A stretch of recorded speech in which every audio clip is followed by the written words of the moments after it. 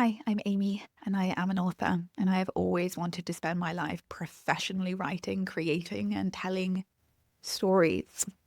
But I, like many of you, was told repeatedly by every sort of person that that sort of life is not possible. I would need to make money in sensible and normal ways. I was told this by successful authors, by people who had nothing to do with the arts, by random people I just met on the streets. Like everyone was telling me this. It's just not feasible. It's not responsible. It's a little delusional to want to be a full-time author. Obviously, though, the one that really fucked me off was listening to successful artists and successful authors talk about how impossible it was to make money in their field, even though there are real problems within the field.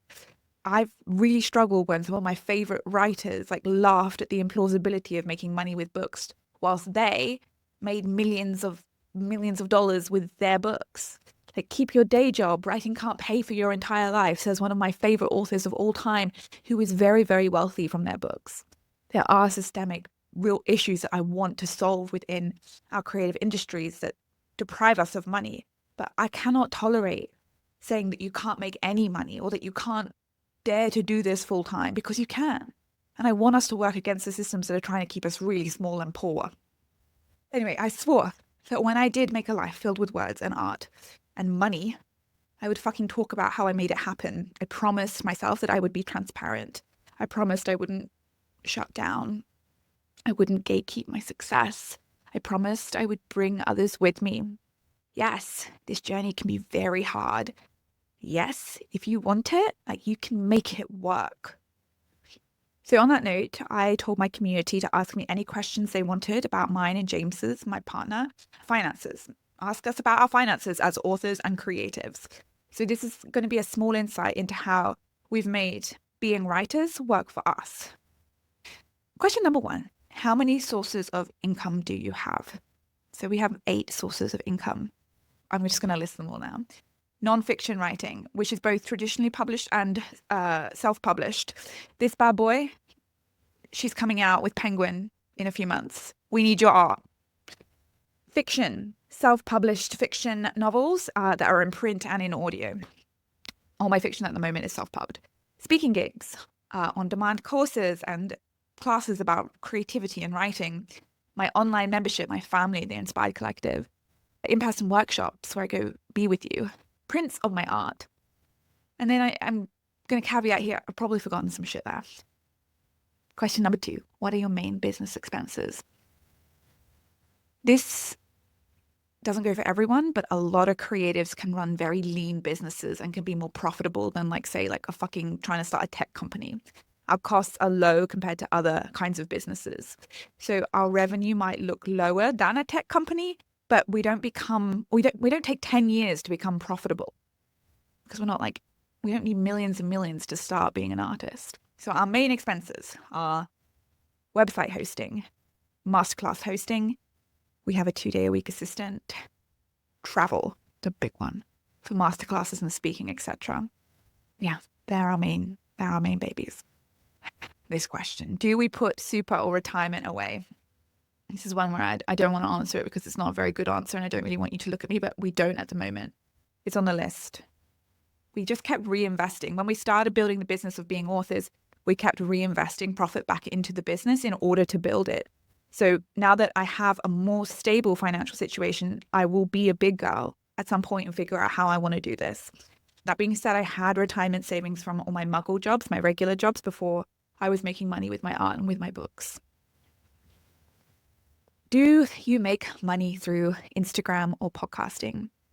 I have never made money from social media or podcasting, and it's just not a priority for me right now. We do not take ads for the podcast or for Instagram.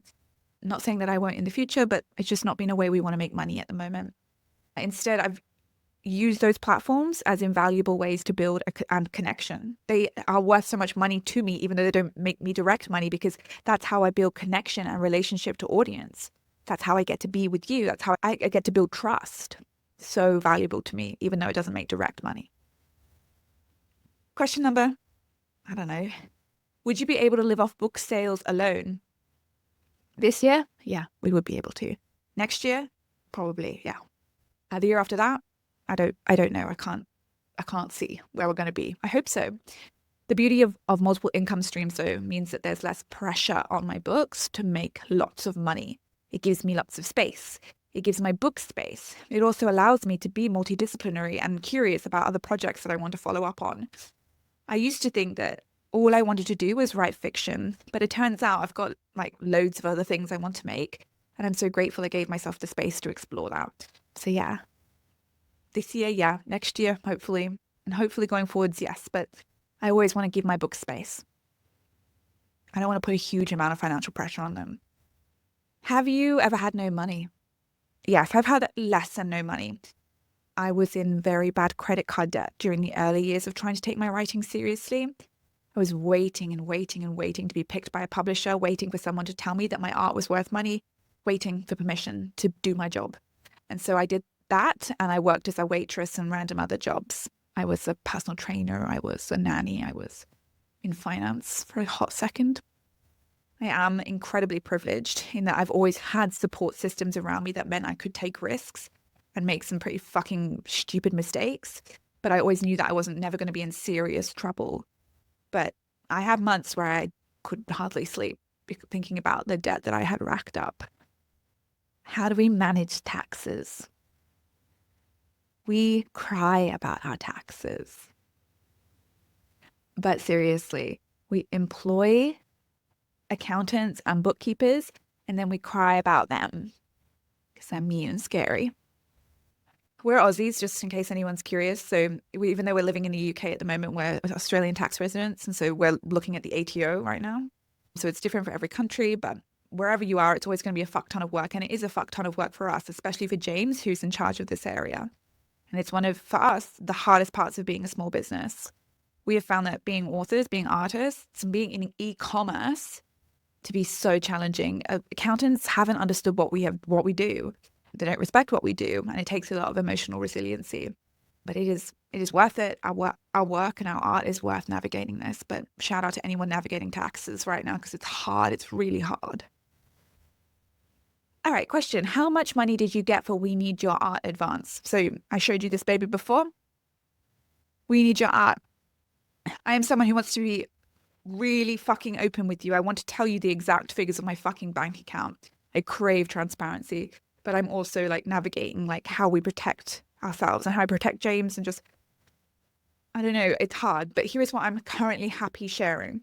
I got a 6-figure book deal for We Need Your Art. 15% of that goes to our incredible agent, Amanda. And she fucking deserves it. She was such a big part of getting this deal. We also receive that money in 4 lumps over 3 years. So you don't get it all at once. So we got one chunk when I signed, and then I got one chunk when I finished the manuscript. And then I will get one when it comes out, and then I'll get another one a year after it's released.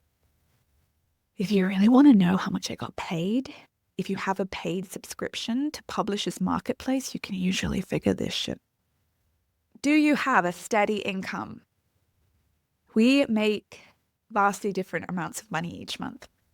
We often get big lump sums of money from advances, from opening our creative community, the Inspired Collective, or from my fiction launches or course launches. Some months we make much, much less, and some months we make much, much more. But because we have those 8 revenue streams I was talking about earlier, it allows us to feel safe month to month. We also make sure that when we do have a really big month financially, we're not like, oh yeah, let's go. We make sure that money goes towards supporting us for the rest of the year. James is, and I'm really getting on board with this, really trying to make sure that we are financially secure long into the future so that we never have to stop doing what we love. So being smart about our money is something that it's a big journey that we're on. But yeah, I feel stable. I do not worry. I do not feel unsafe right now financially. How much money does your self-pub make? So my self-pubbed fiction is my most consistent form of income because we get regular payouts. Everything else is a bit like, oh, here's some money, here's no money. And I make more with my fiction than I did as a waitress. It's hard to know exact amounts, but I make more than I did when I was waitressing. My self-pubbed nonfiction, which is like I sold my books on my website, not through Amazon or anything, just on my own. Well, that was my full-time income for 2 years. And I made more than I definitely made more than I did waitressing. And I probably made more than I did at my corporate job. But that has taken up a lower percent of our income because I focused on traditional publishing and focused on just other things. It was a huge part of financially supporting us for a while. So whilst neither of those self-pubs would probably be able to support me on my own, given that I no longer live in a grungy warehouse, share house. No, I did never live in a warehouse. I was never that cool. But but both my nonfiction and self-pub fiction have played a huge part in making sure I feel secure, financially secure as an author. And I also know that I'm only at the beginning of my self-pub journey. These books are going to make me lots of money in the future. Those were the questions that I got for this talk. This was originally a Substack if you'd like to go and look at the Substack, but please feel free to put questions in the comments. Like, let's fucking go. You know, whether you're a writer or another sort of artist, like you bring so much value into this world. You deserve to be paid for it. I want rich, wealthy artists in 2025. I want rich, wealthy artists now in this world. We need to be helping each other, supporting each other. We deserve money. We bring so much of the value. I know that this video doesn't really address like the systemic problems that we have within the creative industries. There are loads of them. It's fucking hectic. And we do need to look at that as well. But I also just need you to know that, yeah, there are systemic problems and it's fucked and we should fight them and we need to know our worth. But also it is still possible. And if you have a dream to become a full-time creator, full-time writer, whatever it is, I'm backing you. I fucking back you. I believe in you. I want it to happen for you. Let's figure out how we can make it happen. We've done it in our strange, bizarre way. It is certainly not how I originally envisioned it happening. I thought I was just going to get a big book deal and then another big book deal and we're just going to go like that. But this beautiful way that we've managed it is magical and holy and it works for us. And I want all of us who want to be full-time creators to find that way that works. Please know I'm your biggest fucking supporter. I'm here for you. I'm proud of you.